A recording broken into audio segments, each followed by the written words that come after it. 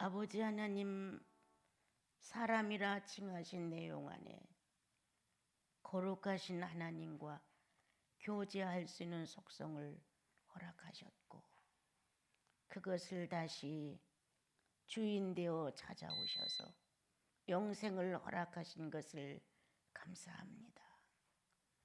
영원에 잇대어 살아가는 것이 무엇인지, 영생으로 거듭나 이 땅에서 주의 나라를 사모할 수 있는 것이 무엇인지, 새롭게 태어난 우리들의 생명이 성령에 의해서 하나님을 찾아가는 것이 무엇인지 알 수 있도록 은혜 입혀 주셔서 짐승의 한 사람으로 살지 않게 하시고, 하나님과 교제할 수 있는 사람다운 사람으로 살아갈 수 있도록 은혜를 입히시니 갈수록 성화되게 하소서. 갈수록 예수 사람 만들어 주옵소서. 갈수록 아버지의 심정을 알아낼 수 있는 자녀들로 신분을 높여 주옵소서. 그리하여 성도가 가는 곳마다 주님의 자랑이 나오고, 가는 곳마다 인생의 허물을 깨달아 예수의 이름을 존귀케 하게 하옵소서. 오늘도 모든 예배 후에 함께 하셔서 작은 한반도의 찬양과 거룩한 말씀과 성도들의 진지한 예배가 주님께로만 가게 하소서. 예수님의 이름으로 기도합니다.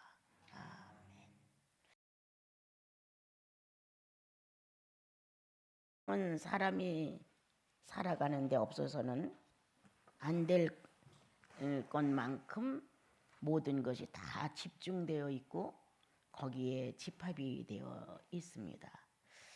인생으로 살아가면서 이제 어떤 문제를 만나면 사람들은 어떤 해결책을 찾기보다는 근심부터 하게 됩니다.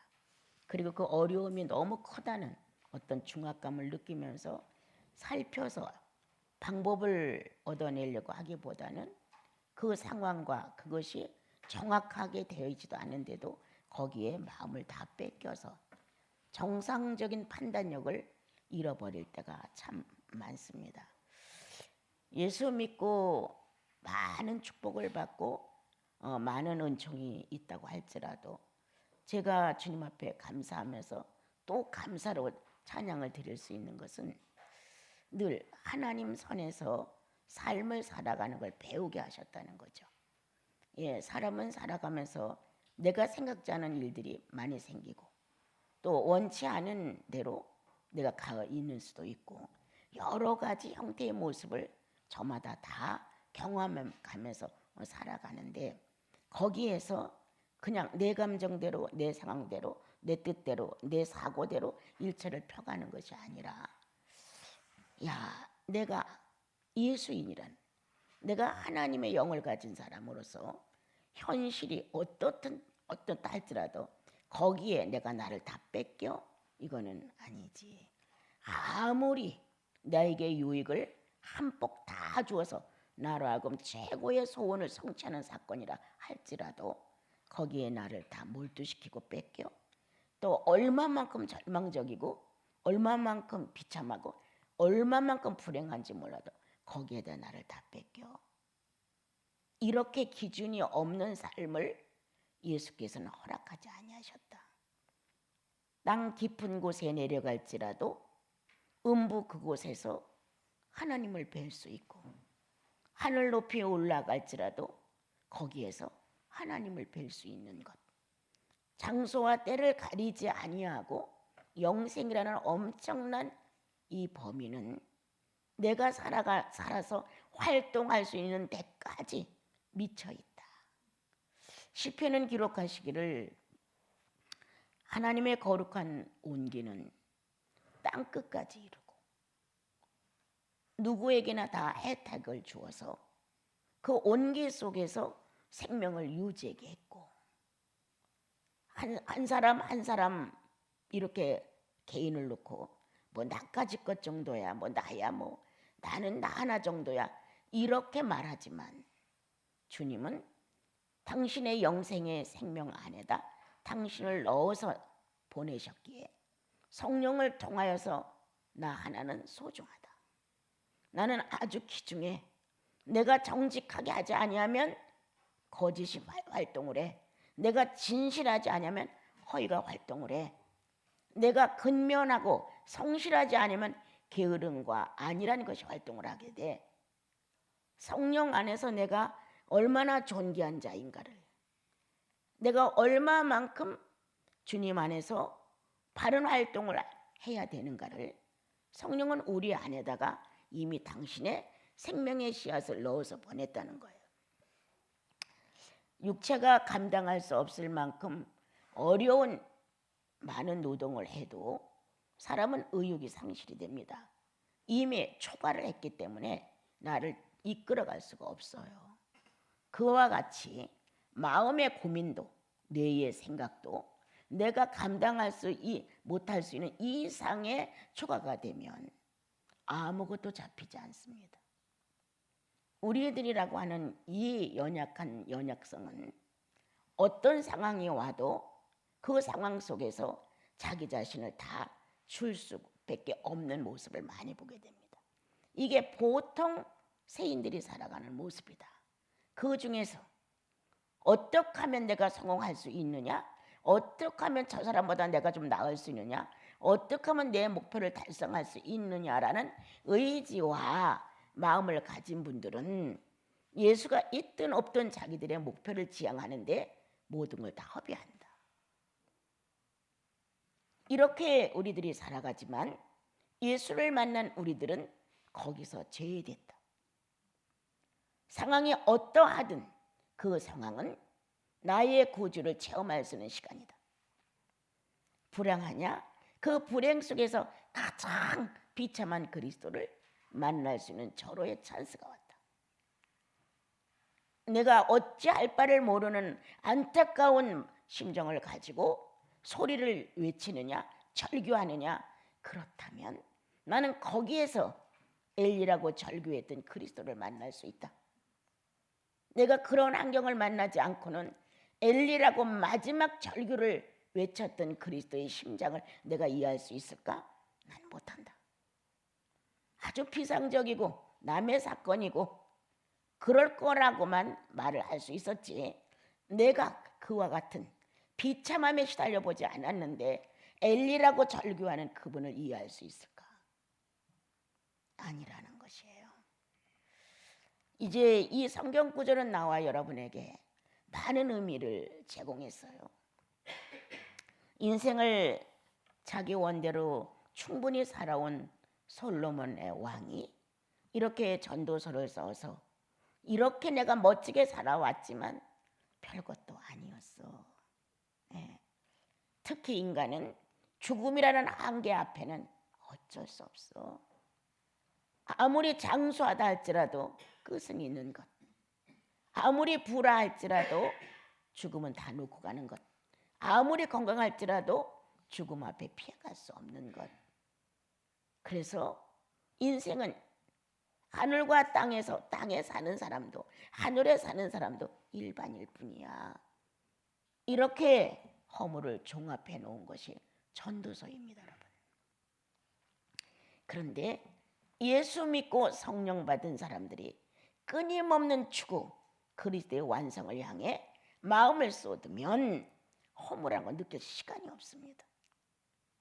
내가 예수로 만들어질 수 있는 어떤 시간과 기한 내에 그 완성 목표가 제대로 달성되지 않았을 때 느끼는 허무감하고, 인생으로 살아가면서 자기 성공 목표를 향해 지향하다 그것이 달성이 안 됐을 때 느끼는 허무하고는 엄청 질이 다릅니다. 하나님의 거룩하신 목적, 예수 그리스도와 같은 사람을 만들고자 원하셨던 뜻이 성령 받은 사람 안에서 활동하기 시작합니다. 그래서 어떠한 성령의 역사보다 하나님의 목표한 한 사람을 만들어가는 것이 가장 선한 목표인데, 나와 여러분은 성령이 오신 이 내용을 목표의식에서 달성했는지도 모릅니다, 지금. 그런데 성령 안으로 들어가서 주님, 내가 왜 구원을 받았을까요? 왜 내게 성령을 주셨을까요? 왜 예수 믿고 지금까지 내가 생명이 유지되는 걸까요? 이러한 반문을 주님하고 나누다 보면 주님은 나에게 어린아이를 교육하듯 알려주기 시작합니다. 성령은 잠잠하고 계시고자 우리 안에 오신 것이 아니라 나사렛 예수를 알리고자 오셨습니다. 너희의 구주 나사렛 예수는 이런 분이야, 이런 분이야, 이렇게 해서 이렇게 그분이 살고 간 인생 한 살이를 우리에게 충족히 교육해서 우리로 하여금 그렇게 신비적이고 또 현실적이면서도 이상적이고 이런 확실한 신앙의 어떤 내용을 안과 밖으로 조절하셔서 성도라는 이름 안에서 활동할 수 있는 범위의 능력을 그분은 활용하신다. 성도니까 거룩한 성령을 받았으니까 죄를 용서받았으니까 이 땅의 주인공이 아니라 천국의 주인공들이니까 라는 내용이 확실하게 다 있는 사람들이에요.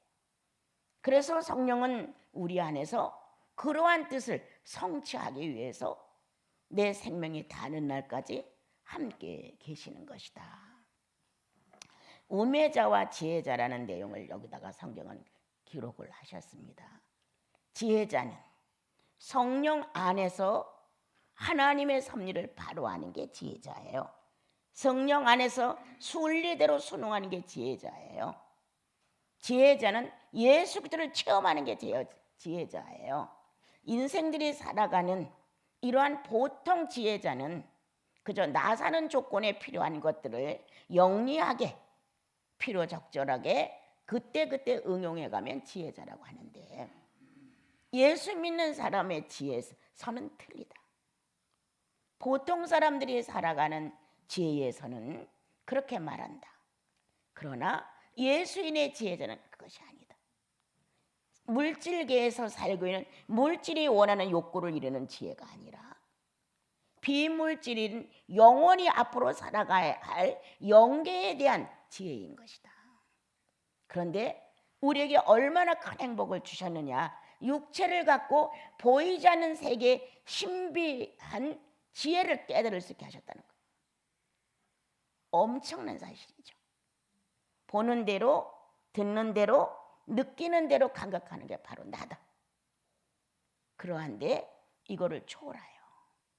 이것보다는 이제 거듭난 영혼이 체험해야 돼야 할 사건들로 인하여 우리는 다른 의식으로 출발하게 됐다. 예수 안 믿을 때 성령이 되는 의식이 어디 있었어요? 나사렛 예수 그리스도가 나의 구주라고 인정한 인식이 어디 있었어요? 예수가 없었을 때 하나님이 그토록 고맙다고 느껴진 경험이 어디 있어요? 이제 우리는 그 예수 그리스도를 만나면서부터 근본 자체가 바뀌어졌다. 지상에서 천년의 수명을 누리고자 함이 아니다. 하루를 살아도 그리스도 안에서 바르게 살고 성령으로 사는 삶을 영혼 안에서 소원할 수 있는 소원이 들어있는 사람들이다. 우리가 우리의 원대로 이루어지지 않아서 안타깝고 때때로 죄송스럽고 때때로 부끄럽고 조용히 있을 땐 탄식도 나오고 이렇게 내가 만들어진 어떤 수준을 보고 이렇게 느끼지만 정말 심각히 성령이 한번 역사를 하면 탄식이 나온다. 나 예수 믿는 거 맞는 것일까? 정말 내 안에는 성령이 존재하는 것일까? 그리고 천국은 확실히 지금 내가 살고 있는 현실만큼 뚜렷한 것일까? 100% 이런 문제를 놓고 본인들의 경험이 부족하면 얘기하기가 어렵습니다, 여러분. 그런데 이러한 감각이 부족한 나에게 어떤 실질성을 드러낼 수 있는 면이 부족한 나에게 성령이 한번 활동해 주시면 확실해 이렇게 말이 나옵니다.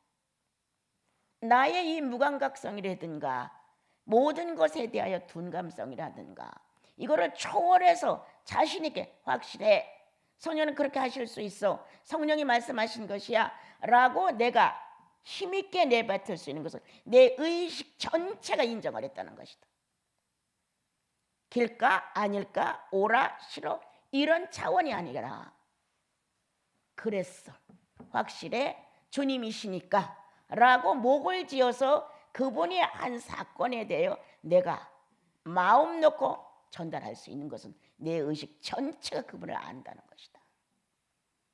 이렇게 의식 전체가 그분을 인정한 경험이 내 영혼 안에 있다면 나와 여러분은 현실을 살아가면서 그 의식을 표현하고 싶다. 내가 만났던 순간적 그때 그리스도의 모습을, 그때 그리스도가 내게 전달하신 것을, 그때 감각을 일으키시면서 내 안에 새로운 의식을 일으키신 것을, 이런 것들이 내 안에 있음으로 인하여 우리는 우리의 삶에다 그렇게 그분을 이끌어드리고 싶다. 그분을 인용하고 싶다. 그분을 활용하고 싶다. 그게 예난 예수인이라고 생각하거든요.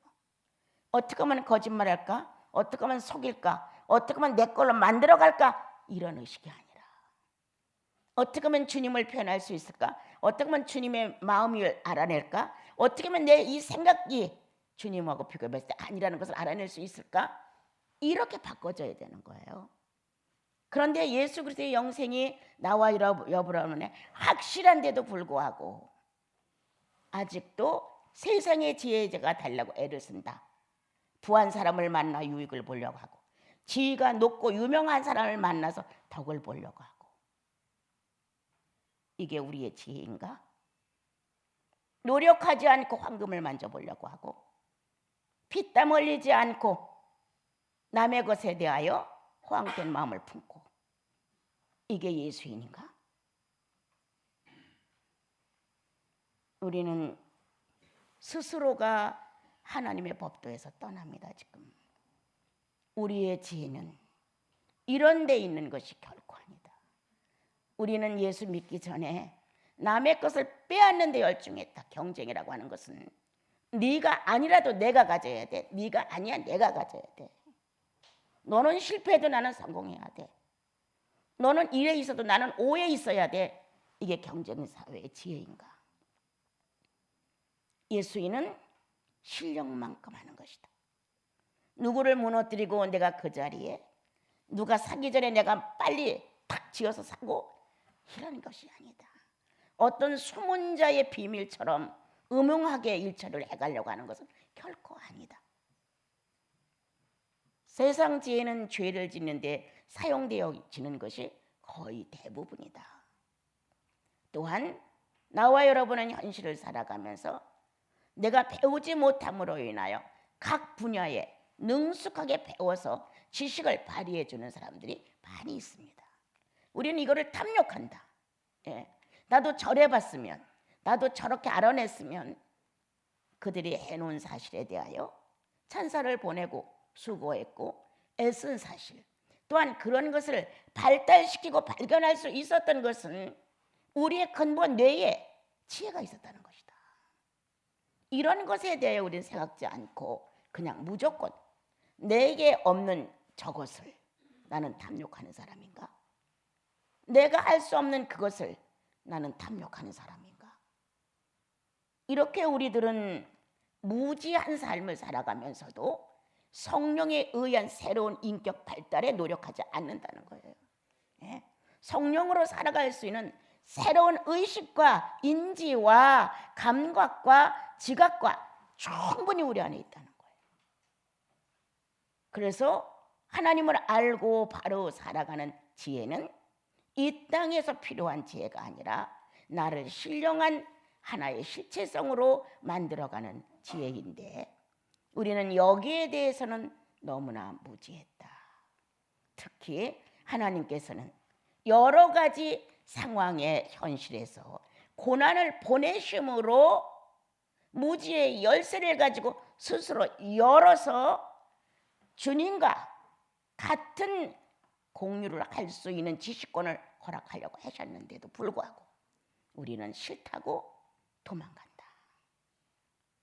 그러므로 우리는 첫날을 예수를 믿어도 365일이 10년이 지나가도 어떤 새로운 예수 그리스도를 통한 지식이 바깥으로 나오지 않는 아주 유감스러운 삶을 살아간다 지금.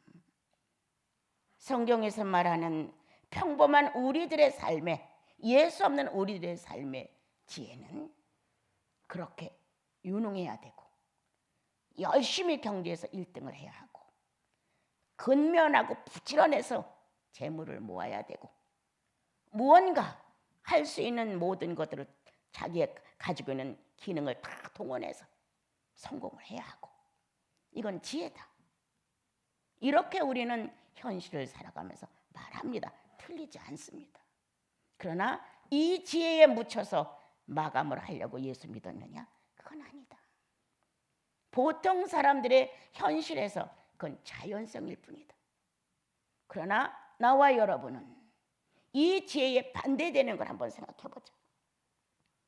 경주자 다 있는 힘을 다해서 뛰어서 먼저 도착해서 1등이야.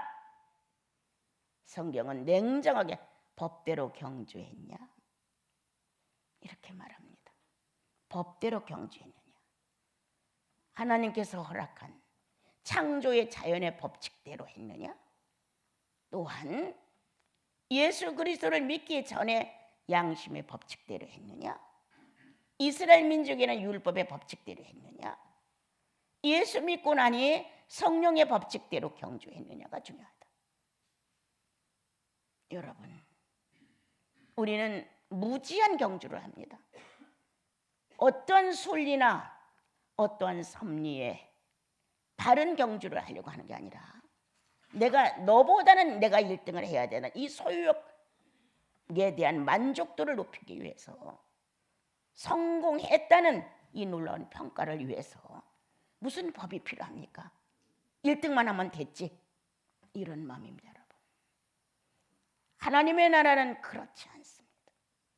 법대로 경주하지 아니하면 너는 스스로 1등이라 할지라도 너는 나고야. 진정한 예수인의 인격체의 완벽을 추구하는 하나님의 소원은 어떤 것이냐? 법대로 하라는 것이다. 네가 가지고 있는 용량에 비준해서 법대로 하라.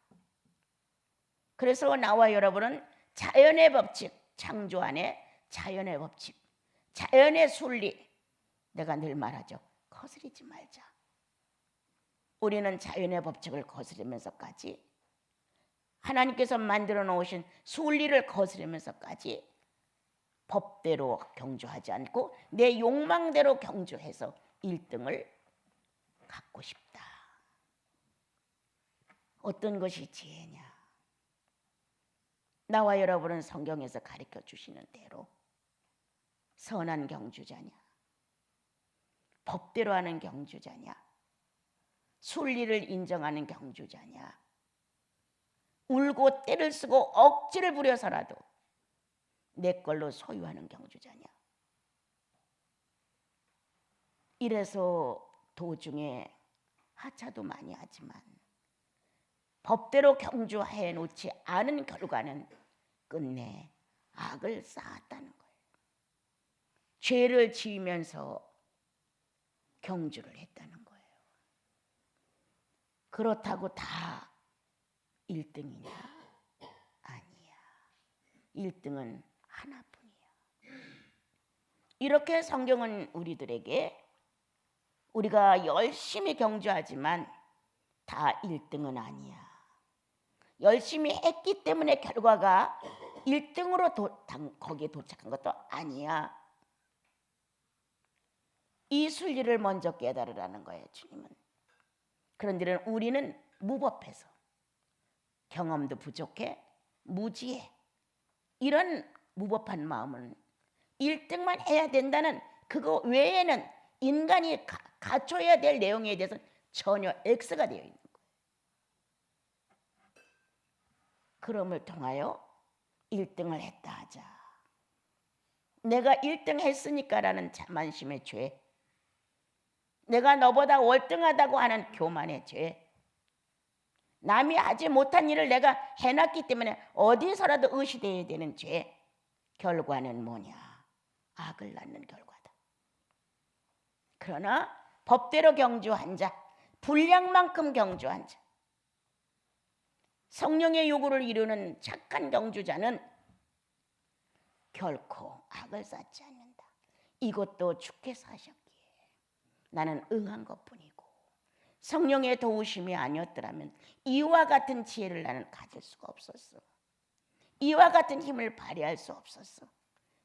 성령의 지혜가 아니었더라면 나는 무법한 경주자였을 텐데, 성령의 권고와 성령의 교훈과 성령이 나에게 말씀하심이 있어서 내가 이렇게 할 수 있었어. 법대로 경주한 경주자의 최후의 결론은 예수께 영광을 돌리는 것이죠. 누가 당신 1등 했다며? 이게 막 부끄러운 거예요. 막 그 말이 더 나올까 봐 도망가고 싶은 거예요. 야, 1등을 한 게 이렇게 나에게 장애물이 될 줄 몰랐어. 나는 아무리 내가 안 했어요, 정말 절대 나하고는 관계가 없어요, 이렇게 말을 하지만 자꾸 1등 했다며, 훌륭했어, 아주 대단해 하면서 1등 했다는 것에 대해 얘기가 10번 이상 나오면 나 1등 했어, 저절로 세뇌가 돼가지고 자신도 모르게 1등 했다는 자만심이 자리를 잡을 수 있는 게 우리 인생이에요. 끝까지 부인할 수 있느냐? 성령의 법도가 나를 붙들지 아니했으면 나는 1등 할 수 없었어. 이 1등은 그리스도의 목이지 내 목은 아니야. 이렇게 할 수 있어야 된다는 거예요. 그래서 애타고 힘들고 각자가 다 노력한 마지막 결산은 어디로 가느냐? 주님께로 가는 거거든요. 그래서 나와 여러분은 어떤 지혜자냐? 우리들은 몽땅 다 현실에서 물질과 사는 사회에서의 모든 인정성의 1등을 요구하죠. 거기에 노력하는 것만큼의 대가가 주어지는 걸 만족히 여기죠. 아니면 대가보다, 내가 노력한 것보다 더 많은 걸 얻고 싶어 하는 것이 우리들의 욕심이지요. 내가 얼마만큼 뭐를 잘해서 식물을 모을 수가 있겠어요? 얼마만큼 기능이 뛰어나서 모든 사람의 총명을 받을 수가 있겠어요? 내가 가지고 있는 나의 한계점 안에서 우리는 몸부림을 치는 거예요. 성취해 보려고요. 그런데 오늘 이 글을 쓴 하나님의 사람은 아니야. 내가 인생을 살면서 경험해 보니 그것도 아니야. 이렇게 말씀을 하시면서 우리는 신령체다. 우리는 거듭난 사람들이다. 육체를 입고 사는 삶은 100년이다.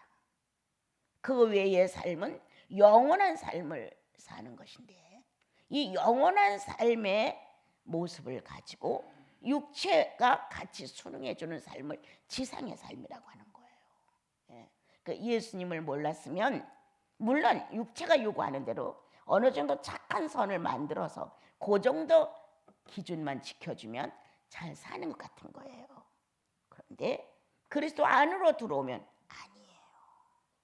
주님의 법도가 나를 기다리고 있어요. 오른뺨을 맞았어? 왼뺨도 될 수가 있어야 되지 않겠어? 오리를 가자고 했어? 심리도 가질 수 있어야 되지 않겠어? 겉옷을 달라고 해서 속옷도 줘야 되지 않겠니? 예수의 가르침은 나라는 한 사람을 완전히 바꿔놔요. 완전히. 이렇게 할 수 없다는 거예요, 우리들은요. 그런데 성령이 내 안에서 예수 그리스도의 가르침을 이해시키는 거예요. 어떻게? 아까 말한 대로 네 분량 안에서. 다른 사람은 부자니까 가난한 사람을 보고 100만 원을 줄 수 있어. 너는 네 수준에 맞게 1,000원을 줘도 돼. 저 사람 100만 원 줬는데 나도 어느 정도는 그래도 비슷하게 줘야 되지 않아? 이거 아니야. 지금 현재 네 양심을 놓고 봤을 때 네 경제 수준에 10,000원이면 어때? 1,000원이면 어때? 중요한 것은 상대를 사랑하고 아끼고 존중해주는 진실이 있으면 되는 거지. 성령은 내 선행에 대하여 심판하신다. 여기 말씀 중에 모든 것이 시기와 우연 안에서 이루어진 것이라고 이렇게 되어 있는데, 성령은 내가 어떤 선행을 했는지 심판을 하신다는 거예요. 내가 정말 욕망껏 욕심껏 내 뜻대로 이렇게, 그리고 아주 종교인다운 모습은 나를 축복하시면 11조를 내겠습니다. 이거죠. 조건을 거는 거죠. 이것을 성취시켜 주시면 내가 새벽기도를 열심히 나가겠습니다. 이거를 만족하게 내가 소득을 올리면 10분의 1을 드리겠습니다 하는 식의 상거래를 서슴지 않고 얘기하죠. 주님, 나 이번만 한 번 살려주시면 내가 평생 기도하며 살겠습니다. 이런 거래, 이번 한 번만 나를 이런 위경에서 주님이 나를 구출해 주시면 내가 주님 앞에서 아주 100% 순종하고 살겠습니다. 이런 허탈한 서약 엄청 많이 한다는 거예요. 이렇게 사는 나와 여러분의 육체의 욕망의 무질서, 육체의 욕구의 무질서가 그대로 달려있는 거예요. 이거는 지혜자가 아니라는 거죠. 성령의 지혜자는 본인을 알아야 한다. 내가 지금 같이 뛰어서 과연 내가 1등 할 수 있을까? 나는 못해. 그럼 어느 정도까지는 갈 수 있을까? 그게 내 분량이겠지. 이렇게 자신의 가지고 있는 이러한 분량을 측정해 보라는 거예요. 전쟁에 나갈 때 적수가 얼마나 되는지 헤아려야 되지 않겠니? 주님이 이렇게 말씀하셨어요. 또한 망대를 지으려고 하는데 자본이 얼마나 있어. 도중에 망대를 짓다가 못 짓고 사람들의 손가락질이 되면 아니 되지 않니? 분수. 이거 예수인의 지혜거든요. 이렇게 성경은 예수인의 지혜자임을, 예수의 지혜를 사용해서 예수인의 지혜자가 되라는 것을 우리에게 가르쳐주고 있는 거예요. 허황되고 이렇게 허역스러운 이러한 지혜자가 되어서, 더군다나 참 안타까운 거는 2-3명 가운데서도 으뜸이 되고자 애를 태우는 사람들, 1대1 둘이 있어도 내가 너를 이겨야 된다는 그 안가품하는 말투들 참 신기한 거예요. 그죠? 그 이기면 뭐 할 건데요? 3명 중에 내가 이기면 뭐 할 건데요? 10명 중에 내 말이 효력이 있어서 수렴됐다고 해서 뭐가 될 건데요? 성령께 와서 물어보십시오. 그 선행은 성령 안에서였나요? 그 선행은 내 욕망을 성공시키는 데 있었나요? 1대1로 두 사람이 서로 말다툼을 했는데 내가 이겼어요, 주님. 물어보십시오, 주님한테. 나 성공했습니까? 내 이김이, 내 인정됨이 내가 주님 앞에서 성공했습니까? 물어보세요. 그러면 이렇게 인생사회에서 지혜라고 말할 수 있는 것에서 우리는 탈피된다. 아니었구나. 결코 아니죠. 또한 유능해서, 유력해서 전쟁을 잘하는 것도 아니다. 우리는 어찌하든 이번 전쟁에 내가 이겨야 돼. 무기가 뭐야? 적수를 얼마나 알아? 뭔가 이러한 것들이 자기 안에 있어야 된다는 거예요. 무조건 내가 힘이 있고 내가 경험이 있으니까 하면 돼. 또 내가 너보다 유능하니까, 내가 너보다 아는 게 더 많으니까, 내가 너를 항상 내가 지배하고 살았으니까 나는 이번에도 너를 이길 수 있어. 이렇게 무력적인 전쟁은 하나님의 법도를 모르는 것이죠. 하나님의 전쟁의 원인은 실패해서 많은 피 흘림을 흘리고 너만 이겨라 이 뜻은 결코 아닙니다. 상대의 자존심을 누르고 어찌하든 네 말이 나는 안 먹혀 들어갈까, 나는 너를 누르고 말 거야, 이런 전쟁을 허락하지 아니하십니다. 가장 값진 전쟁은 혈과 육에 속한 전쟁이 아니라고 성경은 가르쳐 주셨습니다. 그런데 우리는 뇌로도 두뇌를 갖고도 혈과 육의 전쟁을 하려고 막 머리를 씁니다. 어떻게 하면 이길까? 어떻게 하면 피해갈까? 어떻게 하면 내가 적당한 말을 할 수 있을까라고.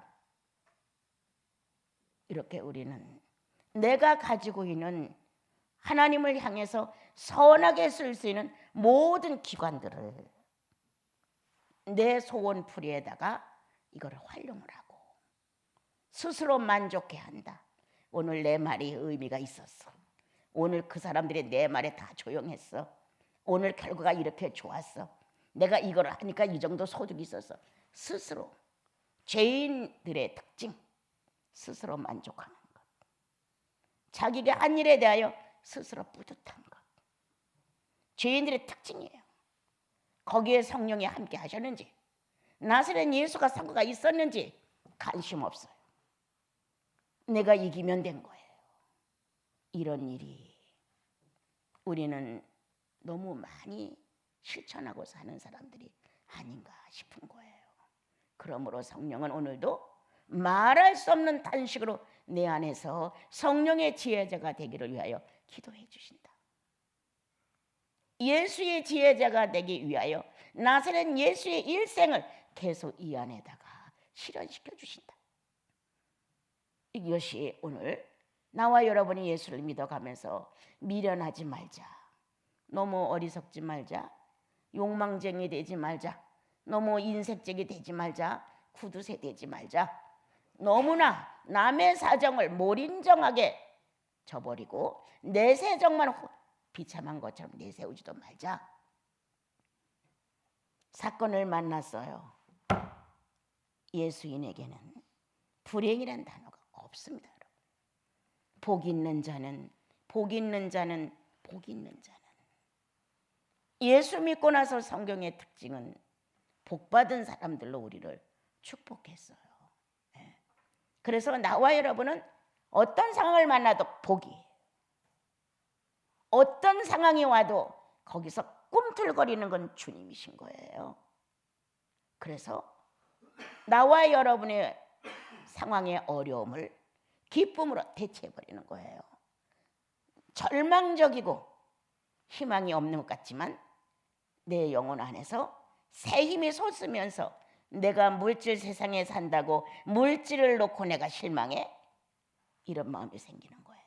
내 육체가 물질이라고 해서 내가 만난 상황이 물질로 해결을 해야 될 상황이라서 내가 실망해? 결코 아니지. 내가 거듭난 것은 혈과 육에 대한 전쟁에 나를 필요로 쓰려고 한 것이 아니었지. 이렇게 물질 세계에서 쩔쩔거리고 있는 나를 구속하신 예수 그리스도의 능력이 내 불행, 내 절망, 내 비참함 여기에 어떤 것도 활동하지 못하게 하신다.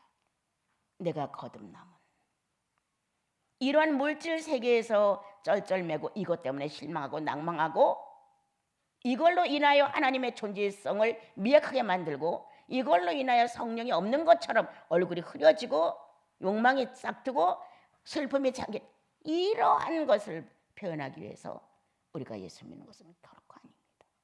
성령은 거기서 다시 한번 비참하게 죽은 예수 그리스도를 부활로 일으키셔서 하나님의 아들이라 인정을 확실하게 선포했듯이 나와 여러분은 그렇게 절망적이고 암흑적이고 불가능한 것 같은 그 상황에서 주님을 만난다.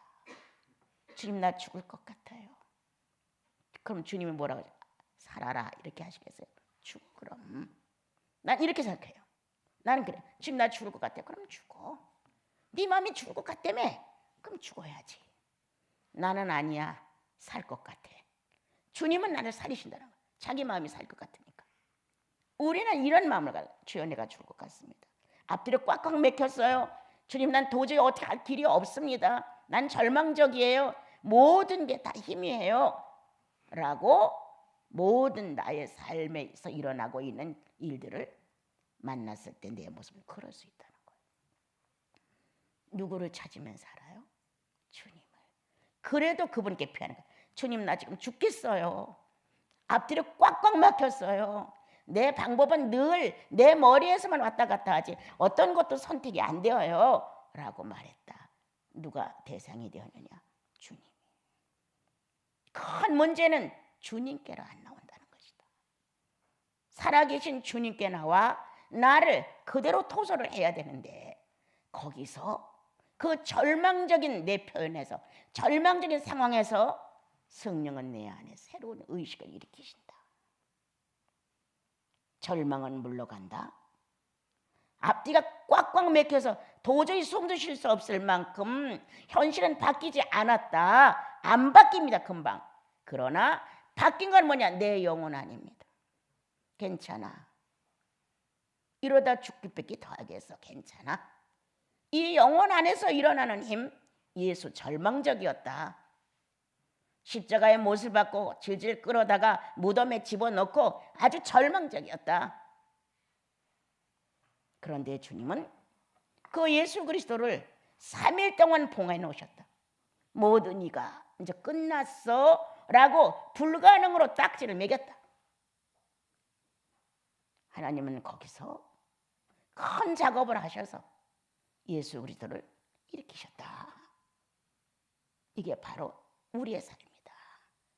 그러므로 고난이 오지 않고서야 신령계의 문을 어떻게 열겠느냐? 뭔가 나를 희생시키는 것이 있어야 신령한 것에 대한 소득이 있는 것인데 우리는 이걸 안 하는 거예요. 자기의 사건이 그렇게 비참하고 절망적이고 해결 방법이 인간을 찾아서 해야 되는 게 아니라 주님을 찾아서 해야 되는데 안 하는 거예요. 그래서 우매자가 되는 것이다. 사건을 만났을 때 주님을 안 찾아서 우매자가 되는 거예요. 난 그렇게 봅니다. 어떤 거야? 건강이야? 어떤 거야? 심리의 병이 들었어? 어떤 거야? 가난이야? 어떤 거냐 말이야. 수명이 다 돼서 죽고 사는 건 안 됩니다. 그러나 우리가 살아가는 환경 중에서 왜 주님을 찾지 않느냐? 주님 앞에서 무릎을 꿇었어? 나의 하나님이라고. 그분을 찾아 인간을 붙들고 슬픈 얼굴을 띠고 사람을 만나 해결하려고 하고 이 사람 저 사람 찾아다니는 그 시간에 예수께 무릎을 꿇어봐라. 나 어떻게 하면 좋냐고. 지혜자는 상황 속에 예수를 만나는 것이다. 참된 지혜자는 내 속에 계신 성령을 무능자를 놓지 않는 것이다. 나와 여러분의 영혼 속에 존재하는 이 성령님에 대하여 괴롭힌다. 주님 살아계시잖아요. 내가 이렇게 지금 어둠에서 헤매고 있지 않아요. 주님 나 안 보여요. 이렇게 반항을 해도 주님 앞에서 해라.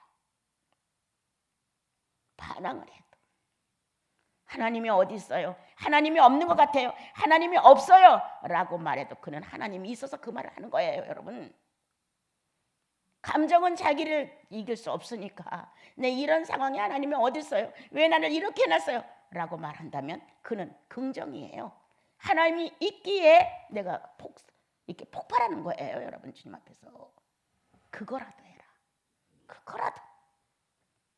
내가 왜 불행해야 돼요? 내가 왜 슬퍼야 돼요? 내가 왜 가난해야 돼요? 내가 왜 병이 들어야 돼요? 내 자식들이 왜 이렇게 돼야 돼요?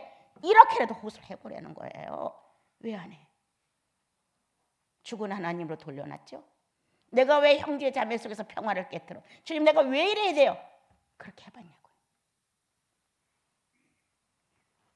예수를 찾아야, 내 속에 능력 있는 성령을 찾아야 비로소 현실의 물질이 어떻든 이거를 과감하게 초월할 수 있다.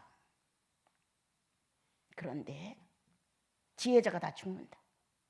사건만 만나면 사람을 찾아간다. 해결할 수 없을까? 사건만 만나면 환경을 돌아본다. 어떤 걸 해야 돼? 우매자가 된다. 더 이상 그리스도를 나와 여러분의 사생활 속에서 우매자로 만들지 마라. 더 이상 성령을 내 안에서 무능자로 만들지 마라. 여러분들이 주님 앞에 나와 때를 써도 어거지를 써도 상대가 주님이라는 것을 증명해라. 주님은 바보가 아니시기에 나와 여러분의 사생활 중에 충분히 계시므로 이러한 나와 여러분 안에 당신이 살아있다는 실제의 존재의 의미를 크게 밀고 일어나신다. 이 사건이 언제 있었더냐? 문제가 되지 않는다. 근심이 다 떨어져 내려간다. 이 안에 용감성이 일어나면서 괜찮아. 이렇게 되면 또 이렇게 할 수 있는 게 주님이시니까 괜찮아. 이 문제가 맞나? 이거 안 되면 또 이렇게 하는 게 주님이시니까 난 괜찮아. 긍정성. 하나님이 살고 계신 긍정성. 성령의 능력 발휘할 수 있는 긍정성. 예수 그리스도가 자기의 현실을 현실로 완성하려고 하는 긍정성이 우리 안에 있다면 우리는 지혜자입니다. 여러분. 어느 사람이 와서 쓸데없는 말로 마음을 어렵혀 놓을 때가 있어요. 예. 그게 나하고 무슨 상관이야? 그게 나하고 무슨 상관이야? 그가 나를 축복해서 내가 축복을 더 받아? 그가 나를 저주해서 내가 저주를 받아? 아무것도 아닌 예수님이 나에 대하여 평가를 하시면서 저주를 하시면 그건 큰 걱정이에요. 그렇지만 그냥 사람들이 자기 마음에 안 들면 무언가가 자기 뜻에 결합이 안 되면 트집을 잡아야 되는 게 본성이란 말이에요. 거기에 내가 왜 짝을 맞춰줘? 그 사람은 그 사람대로 시비를 걸고 트집을 잡을 수 있어. 아니 자기가 난 자식들하고도 뭘 안 하는 것이 인간이고 부부 사이도 서로가 감정이 틀리는 게 인간인데 뭐 우리가 남남으로 만나서 예수 이름 가지고 살아가면서 맨날 칭찬만 받고 살겠어요. 흠담도 들을 수 있고 비난도 들을 수 있고 못마땅하다고 시비도 걸어올 수 있는 거예요. 그건 나하고 무슨 상관이에요. 그러한 시점들이 있기에 내가 주님을 더 찾을 수 있어요. 왜? 들은 말이 자극적이었을 때는 내게서 움직이지 못하도록. 그게 의식적으로 어느 날 기도 시간에 꽉 들어올 수도 있어요. 그러나 이것이 내 속에서 어떤 비인격체를 들고 나올까 봐 나는 처리해버려요. 난 죽었어. 이 문제에 대하여. 난 이미 죽었어. 나는 이거에 대해 발언할 의식이 없어. 이렇게 친단 말이에요. 그냥 그렇게 되면 그 안에서 나는 자유함이 있어요. 정말 크리스마스 때나 부르는 기쁘다 구주 오셨네. 크리스마스 때나 부르는 찬양 아니에요? 난 아니에요. 기쁘다 구주 오셨네. 내 영혼에 예수 살아계시니 내 이 영혼에 지금 이 사건 앞에서 예수가 오셨네. 기쁘다 구주 오셨네. 내 마음아 예수를 맞이해라. 이렇게 받고 간다는 거예요. 오늘 누가 지혜자이고 누가 우매자인가? 내가 살아오는 삶의 전체는 하나님의 섭리대로 된다. 또한 그분이 계획한 목적대로 끝내는 이루어져 나가는 것인데 그 이루어져 나가는 과정 속에서 일어나고 있는 일들에 대하여 너무 그렇게 말하지 마라. 이렇게 주님은 말씀하시면서 시기와 때 이러한 것들은 스스로 우리들이 갖고 있는 거예요. 예. 하나님께서 해놓으신 대전의 법칙 안에 물론 들어있지만 그래서 되어져 가는 것이지만 우리들 안에 아까 말한 대로 내가 한 일이 성령 앞에서 심판을 받아봐라. 이 선행이 바른 것인가? 정말 시기와 때를 어떻게 맞춘 것인가? 악으로 맞춘 것인가? 아니면 선으로 맞춘 것인가? 내 작은 희생이 선으로 그리스도로 완성시켜 드린 것인가? 아니면 악으로 결산을 본 것인가? 성령은 내 편에서가 아니라 주님 편에서 심판을 하심으로 항상 성령의 때에 맞추도록 예수 그리스도의 시기에 맞추도록 그리스도가 칭찬을 받으며 환호를 받았던 시기냐? 나에게도 그것이 온 것이겠지. 맞춰봐라. 자, 그리스도가 매를 맞고 비난을 받으셨느냐? 나도 지금 애매한 고난과 시비가 자꾸 와서 불쾌한 감정을 생산할 수밖에 없는 문제가 왔다 하자 시기를 맞춘다. 주님은 얼마나 불쾌했을까?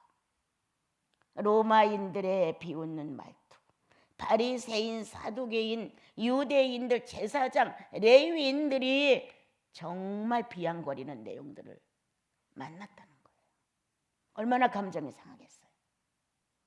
여복하면 자기 땅에 왔는데 자기 백성들이 영접지 아니해서 구원이 딴 데로 갔느니라, 이런 글을 쓰셨겠어요. 예? 여복하면 자기 백성을 구원하라고 자기 땅에 왔는데 그 백성들이 예수를 비난했다는 거예요. 그리고 적대시하고 이단화했다는 거예요. 그런데 주님이 거기서 충분히 모든 걸 다 선으로 정리를 해버리셨어요. 나와 관계없는 것. 나는 대속물이니까 저것도 대속물이 받아야 되는 거라면 그냥 그들이 하는 대로 내버려 두는 것. 이렇게 그 때와 그 시기를 맞춰 가신 거예요. 그럼 나에게도, 여러분에게도 살아가면서 공들이고 잘한 사람을 통해서 비난을 받을 때가 있어. 희생을 하고 뭔가 성심껏 했는데 그가 꼬투리를 잡을 수가 있어요. 그리고 시비를 걸어올 수가 있어요. 괜찮아요. 주님의 시기를 내가 만난 거예요. 주님의 때를 만난 거예요. 주님도 그러셨는데 나 같은 것쯤이야 라고 그 때와 시기에 대하여 예수께 맞춰질 수 있는 사건들이 온다면 복이다. 아주 감사해야 된다. 자, 가난해서 오갈 데가 없고 어디 가서 어떻게 돈을 마련할 수 없었을 때 주님이 제자에게 가서 바다에 가서 낚시를 해, 고기를 잡아와, 나도 세금을 내고 싶어 라고 말씀하셨어요. 얼마나 없으면 제자들에게 현실이었어요. 나도 세금을 내야 되는데 우린 돈이 없지 않니? 가서 좀 잡아다가 팔아서 이 세금을 좀 놔야 되지 않겠니? 이렇게 하셨단 말이에요. 네. 주님도 만왕의 왕이시고 모든 것을 창조하신 주인이신데도 불구하고 돈이 없어서 세금을 내야 되는데 그 현실은 그렇게 가난했다는 거예요. 그래서 팔아서 해결을 했지 않았어요?